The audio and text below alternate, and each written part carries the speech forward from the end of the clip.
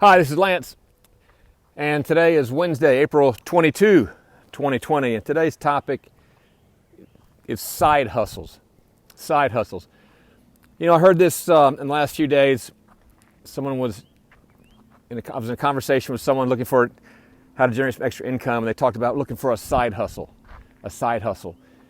And that just drove my whole nervous system. I mean, it just put it on edge. The very word. Side hustle.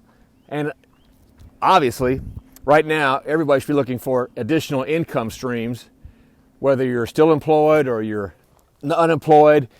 We all need multiple income streams as our financial coat of armor. But what I'm going to encourage you to do, don't use the term side hustle. Side hustle is not the connotation we want to plant in our brain about what we're looking for. What we're looking for is a business. A business. What's the difference between a business and a side hustle? A side hustle is temporary. It's work. It's active income. It's trading labor for dollars or time for dollars.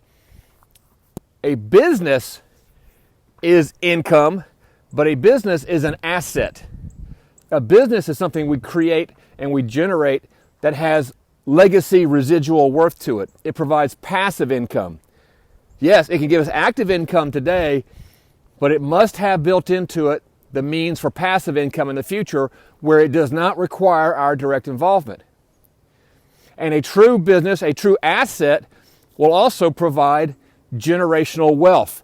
It's something that can be passed down, legacy, to children or grandchildren because it's being run by others. So I want to encourage you, which everybody right now should be looking for how to always add multiple income streams. But drop the term side hustle. Instead, ask yourself, what business can I start now? Or what additional business income stream can I start right now? And you plant that seed in your mind and focus your brain on that. Now, of course, if you're listening to me, you know one of my preferred generational wealth creators is real estate. Real estate. It has all the attributes. You can generate active income today from flipping. You can generate passive income for life and for generations through the rental income. And you can create equity through forced appreciation. And it's something that you can pass down to your children and your grandchildren. And obviously, you can put management companies in place to run it for you. That is generational wealth. And that is why I call apartments one of the ideal investments. Have a great day, everyone.